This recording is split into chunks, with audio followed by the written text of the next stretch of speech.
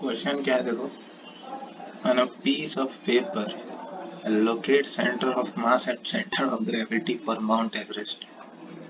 इस दिमाग खोल देगा ये, मतलब अप्रोच चेक करते हैं, ठीक है। अप्रोच मतलब बार के इंटरव्यू में मेनली अप्रोच का ही चेक होता है, ठीक है। एग्जैक्ट आंसर उसको चाहिए नहीं, ठीक है। तो खैर ये तो बड़ा सिंपल सा सवाल है जिसको सेंटर ऑफ मास और सेंटर ऑफ ग्रेविटी का आइडिया है, क्लैरिटी है, ठीक है। और कुछ लोग कहेंगे कि ये तो मैकेनिक्स का क्वेश्चन है। हाँ तो मैकेनिक्स बोलो ना, 5 सब्जेक्ट में 5 फेवरेट सब्जेक्ट हमने कुछ लोग को देखा है बोलते हुए engineering mechanics is my favourite subject, ठीक है। उसी हिसाब से मैंने यहाँ बोला, ठीक है। तो centre of mass is basically it is a imaginary point. Interview start यहाँ से हुआ है, खत्म यहाँ पे, मतलब घुमा करके यहाँ लाएंगे। It is a imaginary point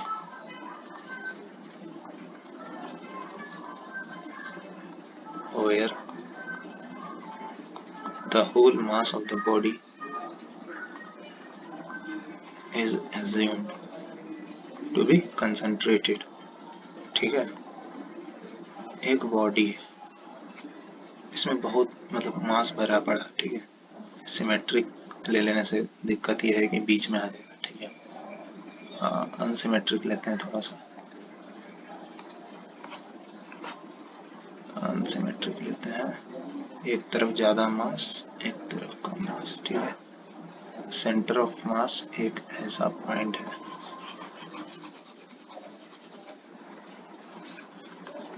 जहाँ पे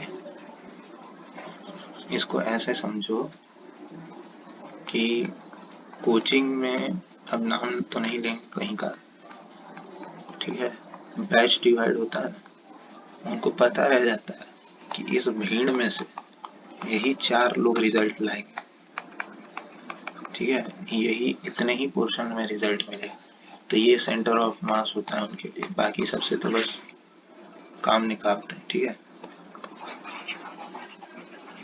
तो सेंटर ऑफ मास मतलब फोर्स हमको पता लग गया कि फोर्स जो है, छोड़ो कंफ्यूजन ज्यादा क्रिएट नहीं हो करना है, ठीक।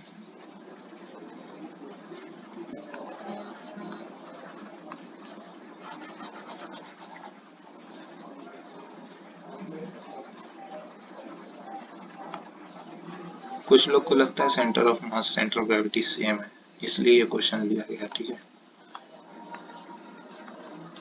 हम मान लेते हैं यहाँ पे मास ज्यादा कंसंट्रेट, यहाँ कहीं सेंटर ऑफ मास हो, ठीक है। It is imaginary point where the body whole body is mass of whole body is assumed, ठीक है। अब now it is acting like a point mass m, ठीक है। इसका मास हम लोग निकाल लेंगे इंटीग्रेशन करके, integration x dm by integration of dm integration y dm, ऐसा करके निकाल लेंगे x से y जो भी निकालना है, ठीक है। और अब ये एक पॉइंट मास की तरह बिहेव कर रहा है, ठीक है। अब इस पे फोर्स एक्ट कर रहा है, तो एफ नेट बराबर m इंटू ए सी। एक मिनट रुकना ना, एक मिनट। एफ नेट बराबर एम ए सी एम, ठीक है।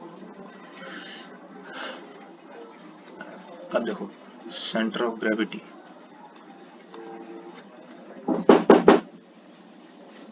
एक मिनट रुकना, एक मिनट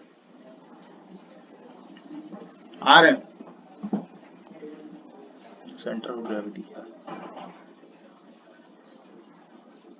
वैसा ही फंडा, it is an imaginary point where the entire weight of the body can be assumed, ठीक है। हम मानते हैं इस बात को कि अलग अलग जगह वेट डिस्ट्रीब्यूटेड है पूरे मास में, ठीक है। पर एक ऐसा पॉइंट क्यों जरूरी है centre of gravity, they will also ask this, why, what is the physical significance of this कचड़ा, ठीक है। एक ऐसा पॉइंट यहाँ पे weight of the body is assumed to be acted, ठीक है। तो मतलब वेट को हम लोग यहाँ पे मान सकते हैं, ठीक है।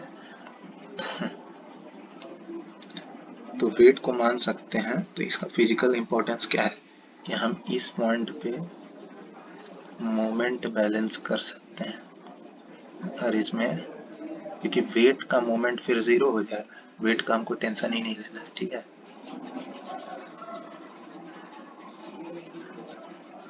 ठीक है, इस पूरे बॉडी का वेट यहाँ पर आ गया, तो फिर उसका वेट का मोमेंट जीरो, बाकी जो फोर्स लग रहा है उस पर उसका मोमेंट ले लो, बस हो गया।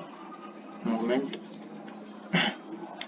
about this point, it helps in taking moment about this point, center of gravity, ठीक है। क्योंकि जो बॉडी का खुद का वेट है उसका जो है मोमेंट खत्म हो गया, ठीक है।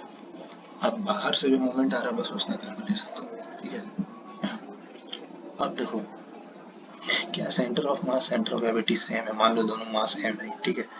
तो यहाँ पे सेंटर ऑफ मास और सेंटर ऑफ ग्रेविटी दोनों सेम जगह लाई करेगा, ठीक है। पर हमेशा नहीं करता है।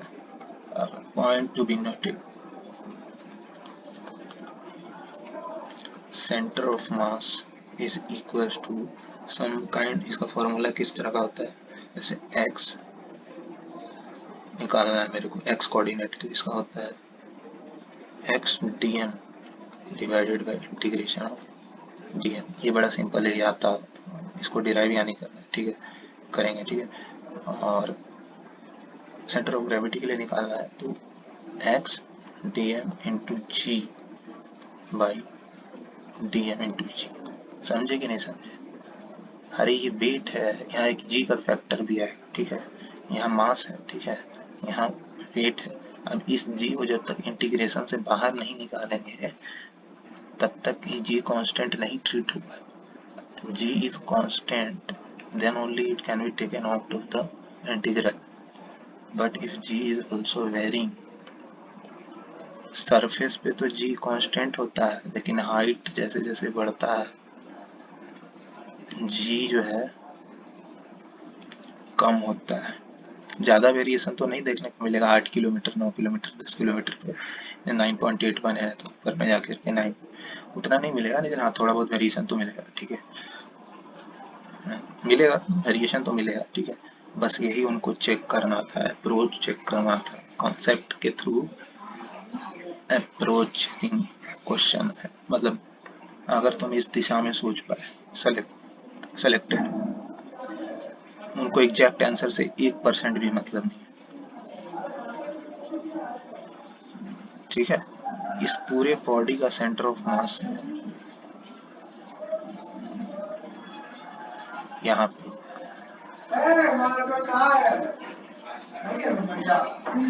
ग्रेविटी, सेंटर ऑफ ग्रेविटी, एक मिनट रुको ना भाई, एक मिनट।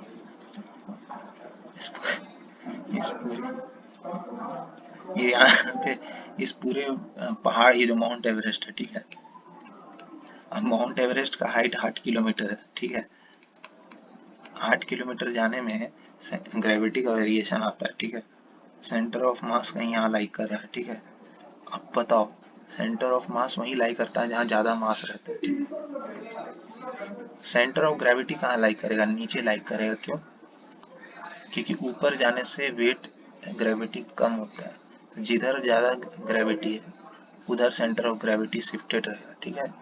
समझे कि नहीं समझे? जहाँ पे यहाँ पे देखो ये सरफेस के नजदीक है, यहाँ पे ग्रेविटी 9.81 है, ठीक है। ऊपर जाएंगे जैसे जैसे थोड़ा कम होगा, तो इनके बीच में थोड़ा सा गैप रहेगा। Just they want to see this thing only. This is the question that can be asked in BARC, ISRO or any scientific interviews.